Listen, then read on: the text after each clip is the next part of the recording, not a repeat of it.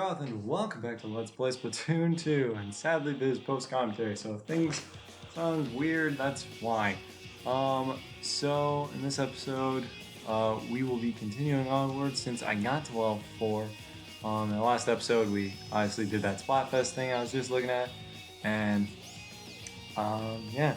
So actually, I do want to check out the shops real quick, because that is important. And if you're wondering what happened, my recorder forgot to use my microphone. So I accidentally decided to go to the shirt shop, and all of the equipment you can get at level 4 right now only has one slot. Very sad time to be a squid. Once you get to higher levels, it's a lot easier.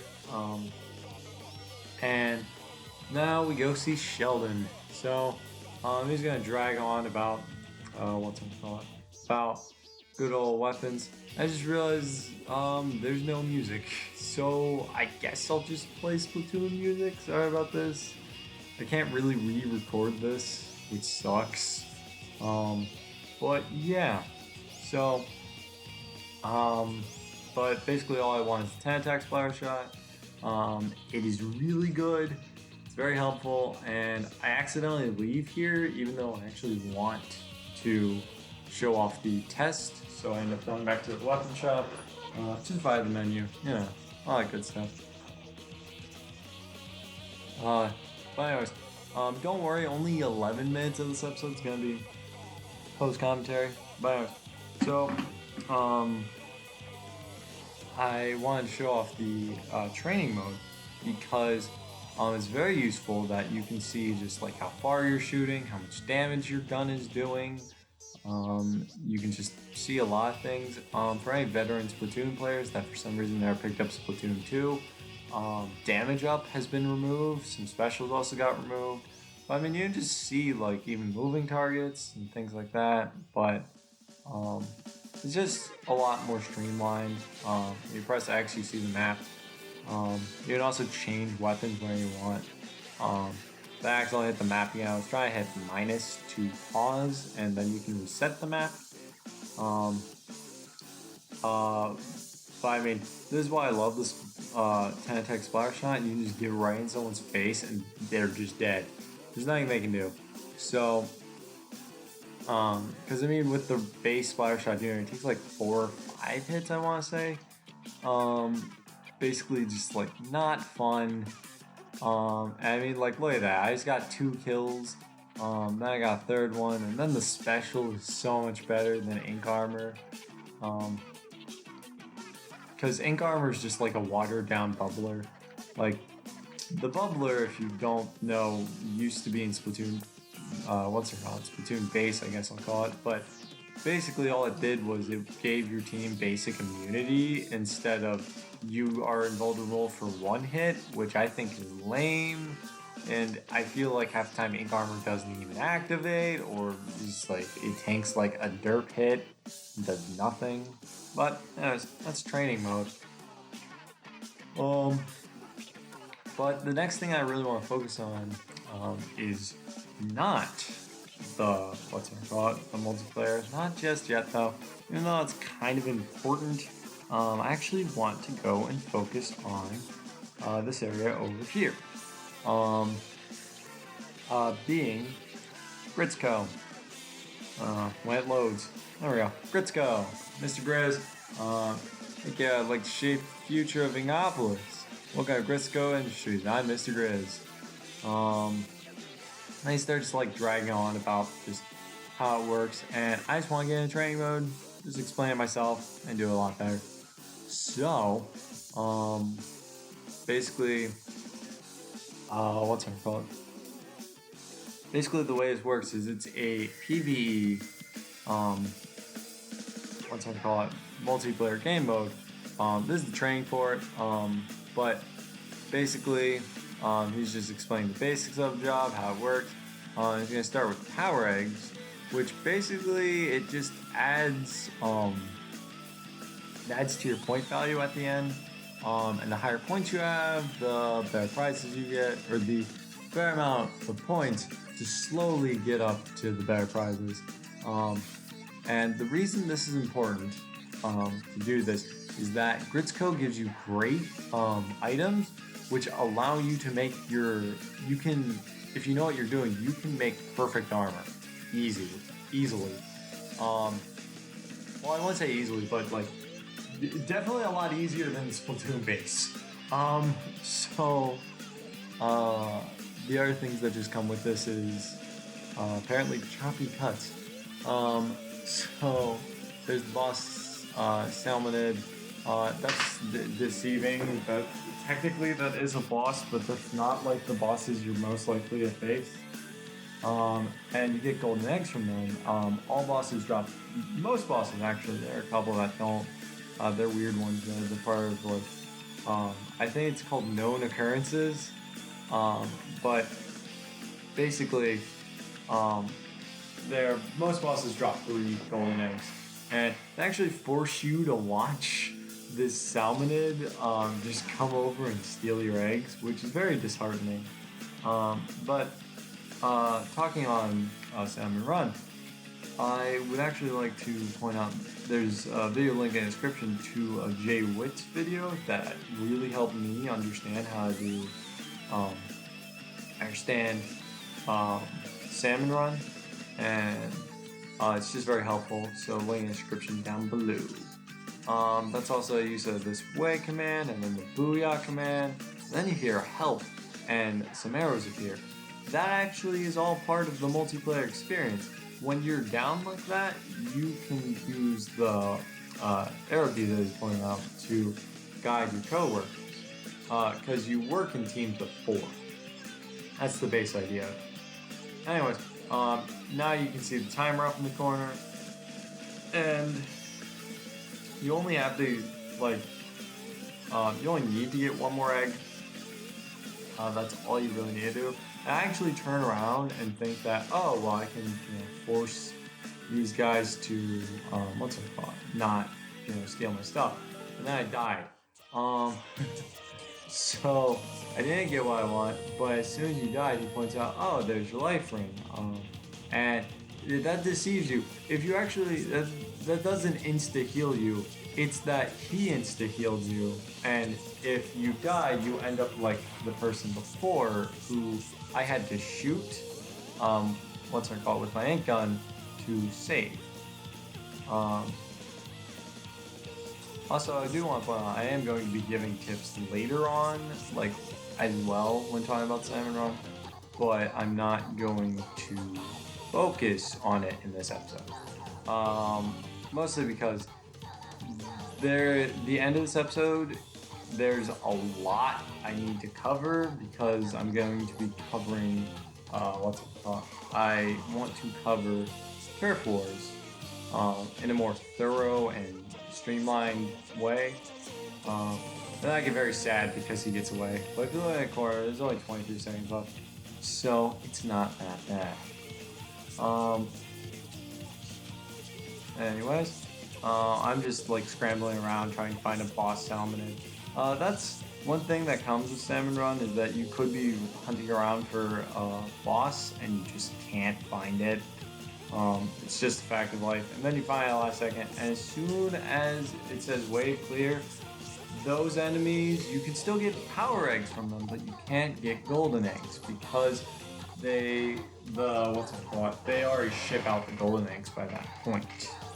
Anyways, I get 5 out of 3 eggs. You can go above quota. It's highly recommended because you get better stuff for it. But since you're in training, I don't think they give you points, which is dumb. But is what it is. You do level up your pay grid though. Oh no, never mind. I got 5 points. 5p. That makes sense considering I only did 1 wave. But again, he's just dragging on. I'm not going to cover Training Mode 2 in this episode. I'm going to save that for next episode. Or maybe the episode after. But this is important. I would actually recommend not doing what I'm doing and going forward, but I already had plans for this episode. So, and also I realized that the end of this episode ends up taking like 10 minutes. Also, um, this awkward loading screen was me accidentally going into the single player mode. So that was fun. But anyways, um, basically, what's it called? In between episodes, I'm going to be getting up to level 10. I'm going because I want to get to ranked mode. That's important. And next episode I will be covering Salmon Run, and this is the end of the post commentary portion of the video. But next episode we will be covering all that. And now we're gonna cut to me giving you tips and tricks on turf wars. So have fun with that. For me, peace out.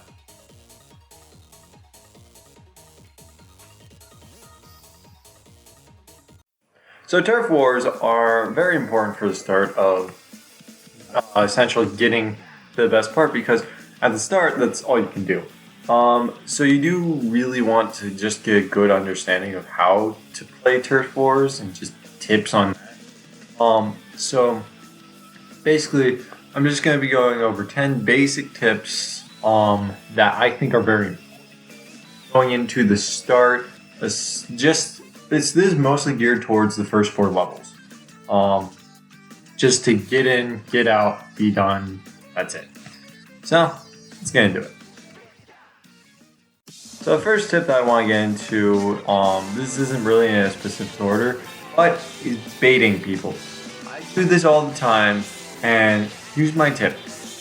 Baiting people is a good strategy. If you don't understand what it is, basically it's going into essentially baiting people, flanking people, whatever you want to call it.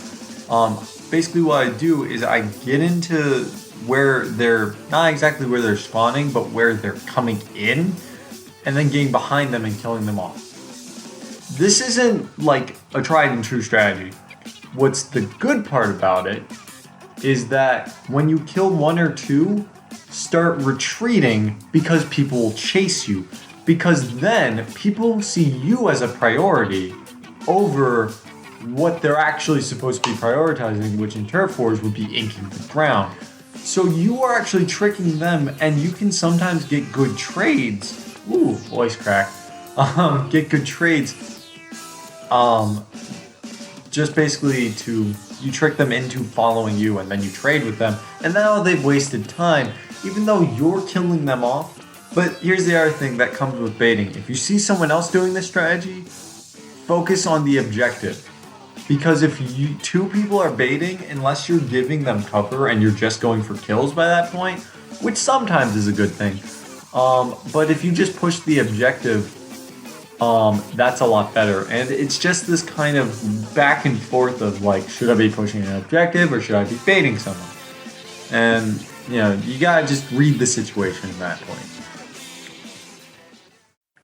The next tip I'm gonna bring up is super jumping is a very touchy subject with me, because here's the problem. Super jumping, a lot of people think it's a really good strategy to, I've seen so many people, they'll get in, spawn, super jump as soon as they get in, and die.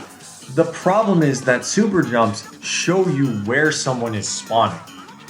That's not something you want to do, because it's so easy just for someone to, if the other team is completely in control of the area, they can read your super jump, kill you off, you're dead, you've wasted 30 seconds or maybe 20 seconds, and then you have to respawn, and then you do it again.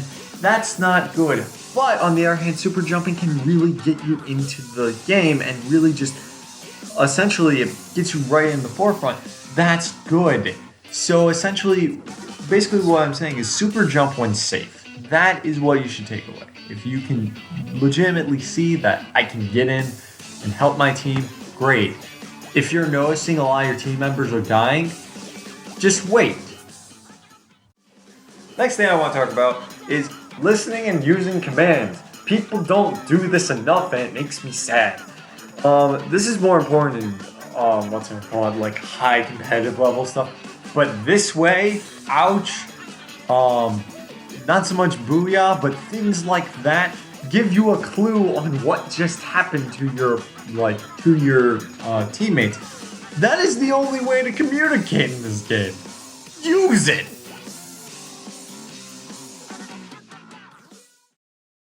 Talk about is holding your specials. People don't do this enough. People, as soon as they get their special, they just throw it away. That's a bad idea.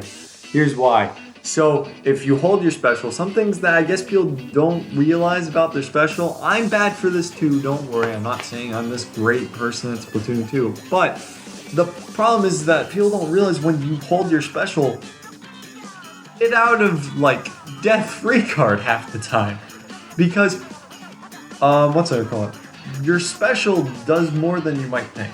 If you think just using your special that's all it does, not really.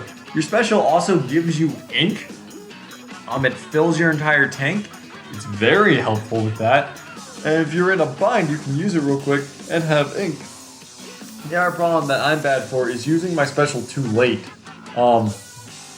Just pay attention to your special, make sure you're using it, but don't use it as soon as you get it. Use it when it makes sense.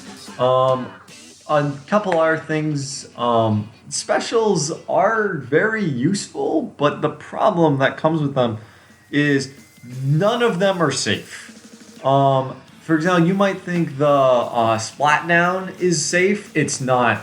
It's a lot of people have a lot of trouble doing it, but if you time it well enough, you can kill someone out of it. If they're very weak, try and kill them.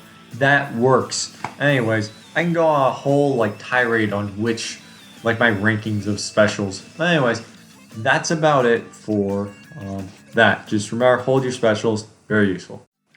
Next thing I want to talk about is bomb baiting. Basically, bomb baiting, all it is that you see where someone's going to be and you throw a bomb at them and you predict where they're going to go in response. Or, my favorite, the splat bomb, just throw it around. People just randomly die. I got a double kill with it by accident. Just throwing the splat bomb as often as you can is very useful. It's also very helpful for telling where people are. For example, if you just toss out a splat bomb, to make sure the area is safe, if you see ripples in the ink, that means there are players there and you can kill them.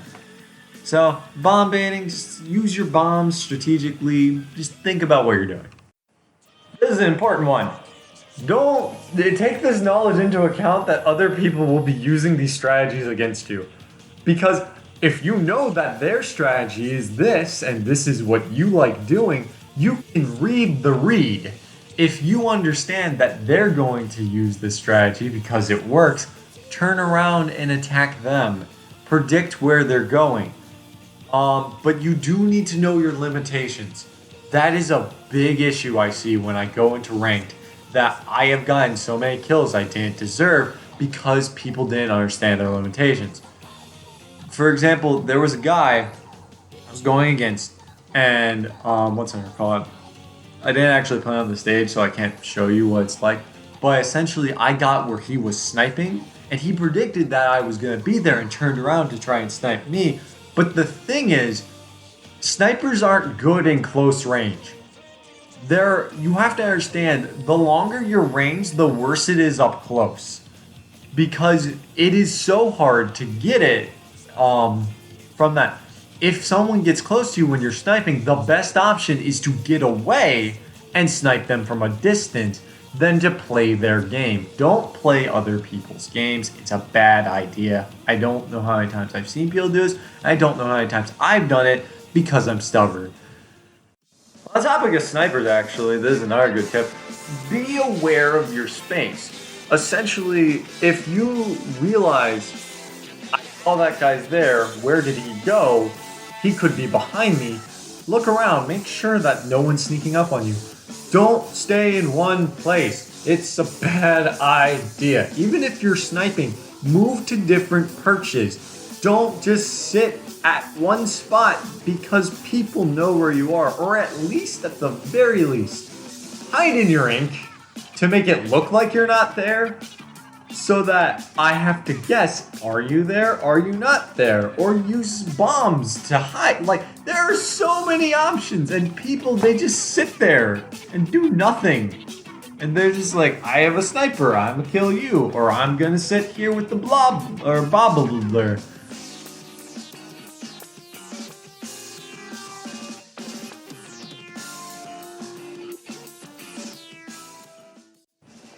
The point about this is I'm talking about turf wars. Ink the ground.